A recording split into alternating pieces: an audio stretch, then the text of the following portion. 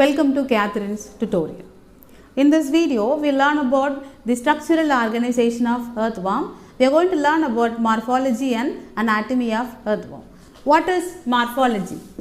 Morphology deals with the study of external structures or external features of an organism.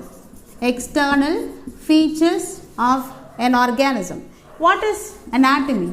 Anatomy deals with the study of internal structures. A detailed study of internal structures is known as anatomy. In this class or in this video, we are going to learn about what is the morphological structures or morphology of earthworm. We will just see in detail. So, if we take morphology, we already know this earthworm are the two common species which are found in India. It is Lampito species and Peritima species. You can able to find them in Tamil Nadu. These are the common species of earthworm. So, here in this video, we are going to learn about the structure or morphology of Lampito morathi in detail. So, these organisms will come under the phylum Annelida. Annelida is nothing but all the segmented organism will come under Annelida. Annelids are nothing but they mean that they are segmented organism. When we take earthworm, they are known as metameric. They exhibit metameric nature or metameric structures, and they are triploblastic. What is the meaning of triploblastic? Tri means 3. They possess 3 germ layers. In taxonomy, we can able to divide the organism based on their germ layers, whether it is diploblastic or triploblastic. If it is diploblastic, they will have only 2 germ layers. If it is triploblastic, these animals will have 3 germ layers. Here, the earthworm or Lampito morathi are triploblastic in nature, where you can able to find epidermal layer, mesodermal layer and endodermal layer. So, these are the 3 germ layers triploblastic in nature. When we start learning about the classification of earthworm based on their habitat, we can able to divide them into 3 categories, that is epigeics, anisics and endogeics. All these terms are from Greek language. Okay, so what is the meaning of the earthworm is light brown in color. It is light brown in color. On the ventral side, you can able to find a light pale color. At the top, at the anterior segment, there will be a purple color tinge, and this purple color tinge at the anterior part of the earthworm is due to porphyrin pigment. This gives them the purple coloration at the anterior part of the earthworm. These organisms are nocturnal inhabited. So, they come out only during night time to find their food item. Okay. So, they only come out of their burrows during night time only. That is why these organisms are known as nocturnal organism. We will just go in detail with the structures of earthworm. Move on to the external structures. Okay. Here I am going to draw a dorsal view of this organism, this side with the ventral view. So, where you can able to differentiate the regions very easy. Dorsal view, and here I am going to draw a ventral view of this organism. So, when you take this organism, already I have told you, it is a segmented animal. Okay, that is why they come under the phylum Annelida. I am just representing the structure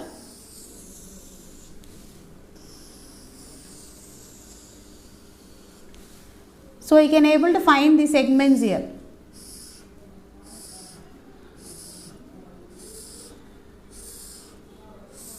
So as I have told you, they are divided into segments, that is why they are known as metameric organisms or segmented animal. They are nocturnally inhabited. I am just drawing the segments where you can able to understand it very easily. What are the structures are present on the dorsal surface of this organism.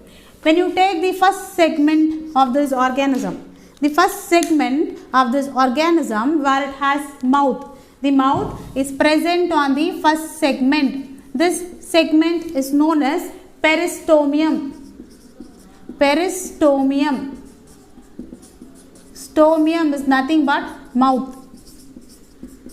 So it encircles around the mouth. So the first segment has mouth. Okay, and this segment is known as peristomium. And there is one more structure which has been overhanging the first segment, and this is known as prostomium. Pro means first, they are above the mouth. Stomium I have told you already, they refer to mouth. So it is prostomium. The last segment, okay, imagine this is the last segment of this organism. This is the last segment. This last segment is known as pygidium. The last segment found in the earthworm is known as pygidium. The first segment is known as peristomium. Above the first segment, you can able to find a small overhanging structure that covers the mouth, and that structure is known as prostomium. So imagine this is the first segment. I am just writing the numbers here. So what is the first segment? Second, 3, 4, 5, 6, 7, 8, 9, 10, 11, 12, 13, 14, 15, 16, 17, 18, 19, and this is the last segment of this organism. And one more important thing, these earthworm will have around 165 to 190 segments. That is, these segments are around 165 to 190, ranges in different species of earthworm. And the first segment, as I have told you, it is peristomium. You can able to find a mid-dorsal line here. Okay, the mid-dorsal line runs here. It is known as a mid-dorsal line that is present on the dorsal surface, mid-dorsal line. The segments from 14 to 17, okay, you can able to find the 14 segment here.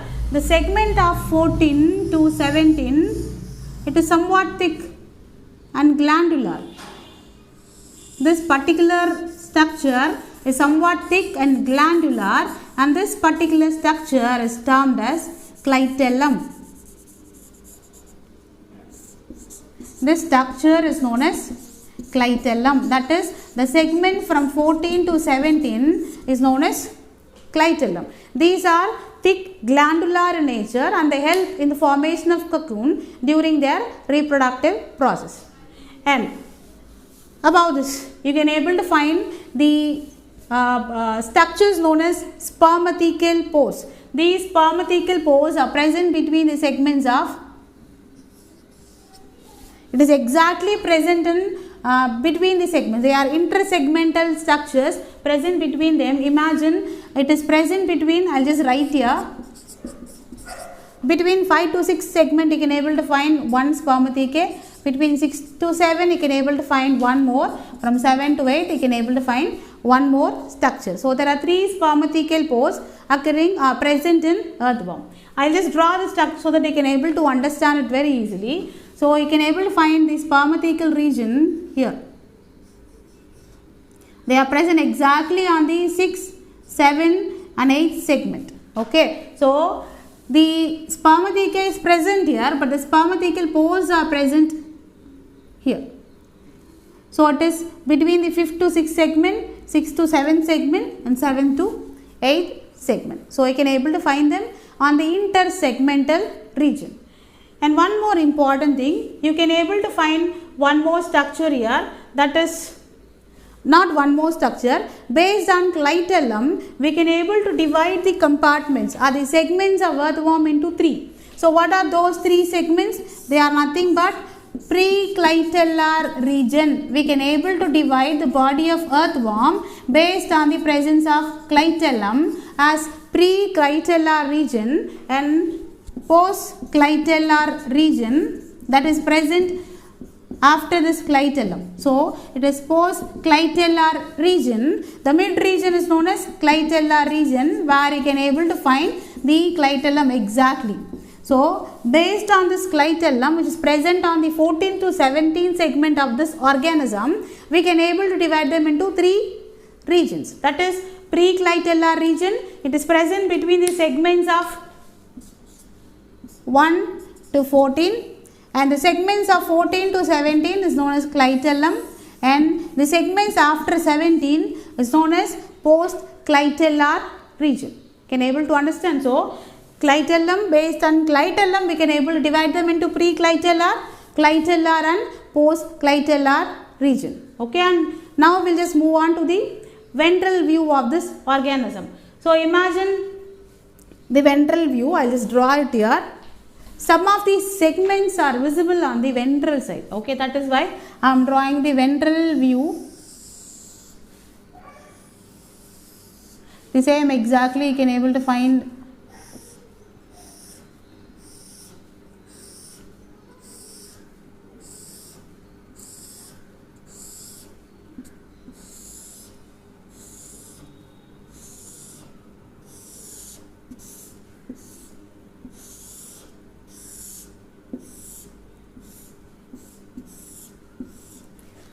the first segment, as we all know, it contains mouth. The last segment contains the anus. And you can able to find a ring of structures known as setae present on the intersegmental regions. And these are known as setae or body setae, which are S-shaped structures, and they help in locomotion of organism. They help in locomotion of the organism. And you can able to find the, I will just write the segments so that you can able to understand again very easily. 3rd, 4th, 5, 6, 7, 8.